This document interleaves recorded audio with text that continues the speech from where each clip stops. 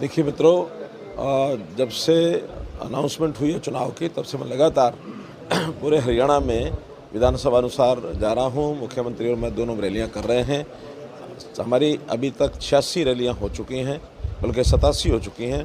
3 जो रैलियाँ हैं, आज 3 कंप्लीट होने के बाद शाम तक सब 90 विधानसभाओं का हमारा जो विधानसभा स्तर की रैलियाँ हो जाएंगी। अब इसके बाद जो राष्ट्रीय नेता हैं उनके कार्यक्रम शुरू होंगे। अमित शाह जी के पहले 17 तारीख को कार्यक्रम हैं, फिर माननीय प्रधानमंत्री जी की दो रैली 18 तारीख को हैं।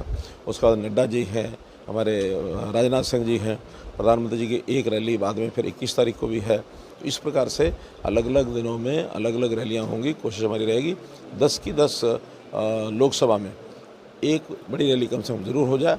दूसरी रैली भी होगी तो दूसरी की भी संभावना है। आसपास के प्रदेशों के मुख्यमंत्री भी आ रहे हैं, जैसे कल राजस्थान के मुख्यमंत्री उनकी एक रैली हुई, आज 2 रैलियाँ हैं। इसी प्रकार से मध्य प्रदेश के मुख्यमंत्री की रैलियाँ हैं, उत्तर प्रदेश की योगी जी की भी रैलियाँ यहाँ हैं, उत्तराखंड के मुख्यमंत्री उनकी रैलियाँ हो रही हैं।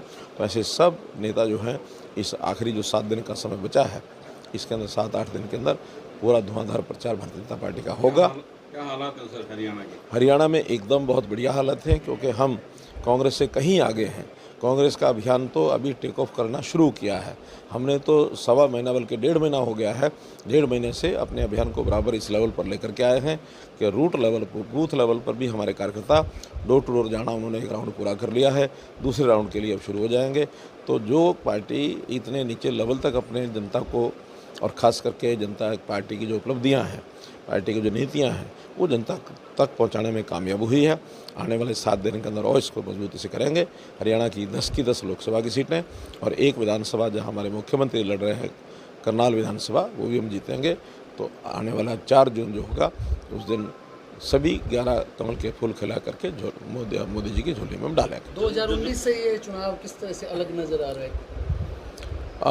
2019 का चुनाव भी आखिर इसी प्रकार का बढ़िया था। पूरी लहर थी मोदी जी की, उससे ज़्यादा लहर है इस बार मोदी जी की, क्योंकि मोदी जी ने इन 10 सालों में जो काम किए हैं, इसमें कांग्रेस भी परेशान है कि उनके समय में आखिर ये काम क्यों नहीं हुए।